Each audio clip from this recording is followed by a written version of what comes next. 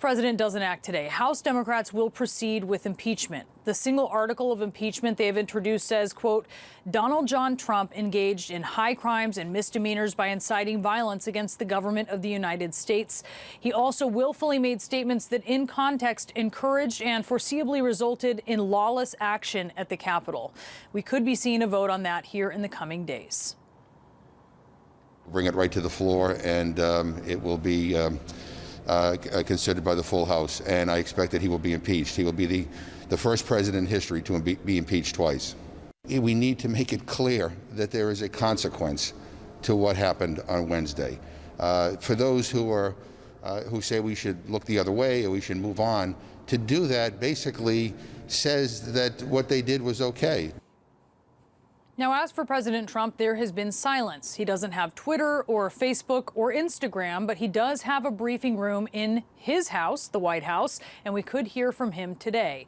Democrats, meanwhile, are also pushing for accountability from members of Congress, and that could involve the 14th Amendment, which calls for the removal of any member of Congress who, quote, shall have engaged in insurrection or rebellion against the same or given aid or comfort to the enemies thereof.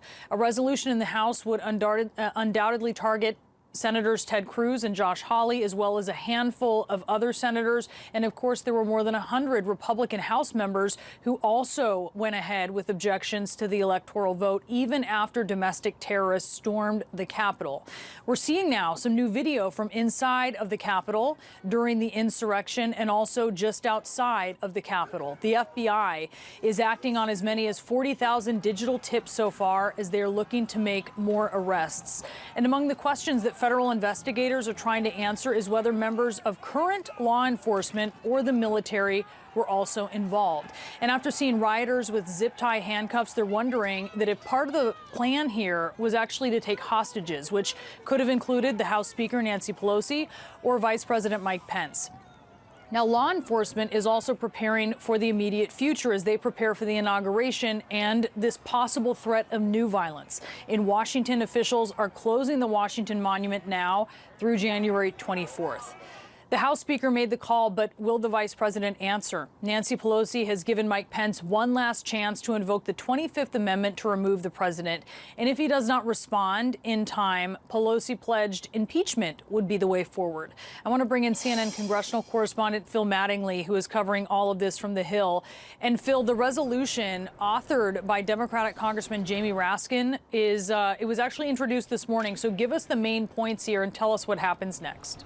Yeah, so Brianna, you really have kind of two resolutions moving on a parallel track right now. You have a 25th Amendment resolution by Jamie Raskin, a Maryland Democrat, that basically implores Vice President Pence to invoke the 25th Amendment. Democrats tried to pass that today by unanimous consent. It was blocked by Republicans. They will pass it with the full House in an up or down vote tomorrow. Then you have the impeachment resolution, also introduced today. Jamie Raskin, one of three Democrats, David Cicilline and Ted Lieu, also sponsoring that. You read pieces of it, about 4 pages long, with one primary charge, and that was incitement that led to an insurrection. Here's the reality. Even though Vice President Mike Pence has been given by Speaker Pelosi 24 hours to respond related to the 25th Amendment, every Democrat I am talking to on Capitol Hill fully expects to vote on impeachment on Wednesday. They fully expect to impeach the president on Wednesday. And at this point in time, the biggest question is not whether or not they're going to have the votes. They know they're there. They're already past the 217 vote threshold they would need just in co-sponsors alone. What Democrats are eyeing right now is Republican support. I'm told several Democrats with relationships with House Republicans are reaching out, trying to get them to come on board. And something I can't underscore enough, you showed those videos, Brianna, as the days have played out in the wake of January 6th, members on both sides of the aisle have gotten angrier and angrier and angrier as they recognize that this wasn't just a group that turned into a mob and got a little overwhelmed and decided to break some windows. This was very real, this was very dangerous, and the consequences, while catastrophic enough with 5 people dead, could have been significantly worse. And so I think right now all eyes are on not whether Democrats will impeach President Trump. That seems all but certain at this point on Wednesday. It's how many Republicans will join them. A very good question. We know you'll be tracking that. Phil Mattingly on Capitol Hill for us. We have yet to hear the president's reaction to this prospect of a second impeachment, and that is largely because social media knocked Trump off of his soapbox. We are, though, hearing from White House insiders. Let's check in with CNN Chief White House correspondent Jim Acosta on that. I mean, what is happening behind the scenes here, Jim? Well, the president is in hiding. He is behind closed doors. He is not coming out in front of the cameras, and White House aides are not anxious or eager to get him out in front of the cameras. Frankly, they don't know what he's going to do next, and that's also what we're hearing from advisors to this White House. At this point, the president has shown no sign of remorse, that he feels bad at all or apologetic at all about the events that happened on January 6th, even though he should feel that way. He should feel some sense of remorse, but this is the take no responsibility president. He's been this way since day one. Brianna, you know that all too well. He's not going to change his stripes in that regard. Now, as for what Phil Mattingly was talking about in terms of the 25th Amendment a few moments ago, we do know from talking to our sources over here that Vice President Mike Pence is keeping that on the table as an option, as a way to sort of say to the president, listen, if you get out of line and do something insane one more time, this 25th Amendment is a live option. Whether or not the vice president would actually try to invoke that or attempt to invoke that, that remains to be seen. But they are sort of using that as a kind of a carrot and stick with the president at this point. That is my sense of it at this point, Brianna. Now, in terms of the president, he and his top aides, they want to try to go out with some semblance of, I guess, whatever dignity they have left. They are planning a whole slew of events throughout this week. He's going to go down to the border tomorrow to talk about the border wall and try to highlight that, even though it's a promise broken. He used taxpayer money to build portions of the wall on the border. He did not have Mexico pay for the wall. And he wants to point to what, other things that they consider to be deemed to be accomplishments over here. But at this point, no sign whether or not, as you were just mentioning a few moments ago, Brianna, whether or not the president will come into the briefing room, whether or not the president will get out in front of the cameras. There's just no indication of that at this point. And it's in large part because he knows the questions that are coming, Brianna. He knows we are going to ask him about his role in those riots and that attempted coup that occurred last Wednesday.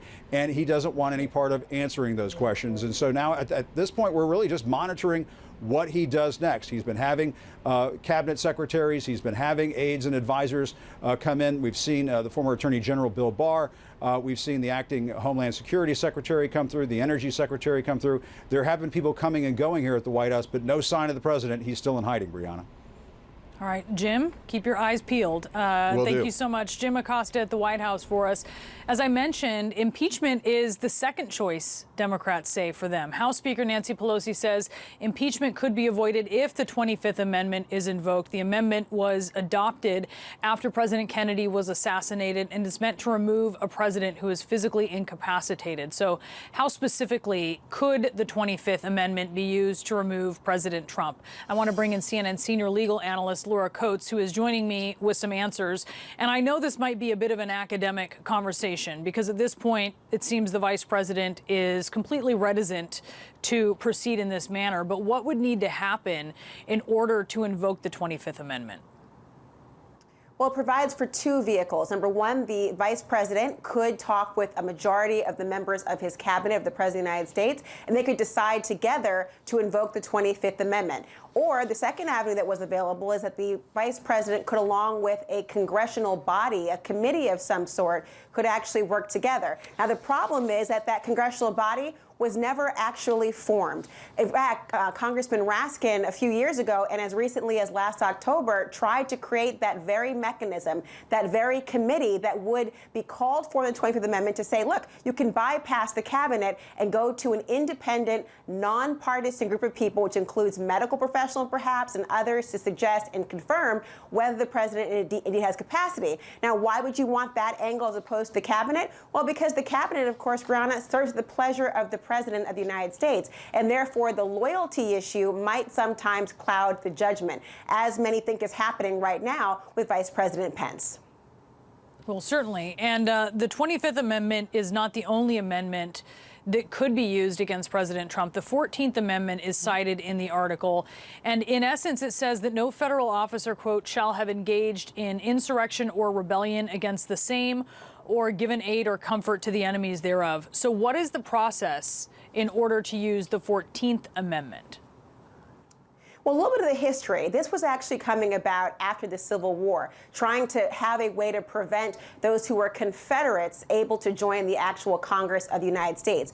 The rebellion, the insurrection was the Civil War. And of course, the enemies they're speaking about was the Confederate members who tried to divide the United States of America. Here we have a little bit of a different quandary here. You don't have the official declaration of these insurrectionists whose behavior, which certainly is antithetical and violent to the premise of our democracy, have not been officially declared enemies. That might not be the requirement because, of course, this is a prospective punishment. It's saying this person, whoever has engaged this behavior, whether it's the president or anyone else, cannot prospectively hold office and should not have it now. There's a time constraint right now because the president is only in office for what, a matter of a little bit more than a week. So this is a way of having that symbolic censure, the ability to say, look, you cannot have the pleasure, have the right, have the privilege of being able to represent the United States of America if you have tried to undermine it, and in this case, fatally. Finally,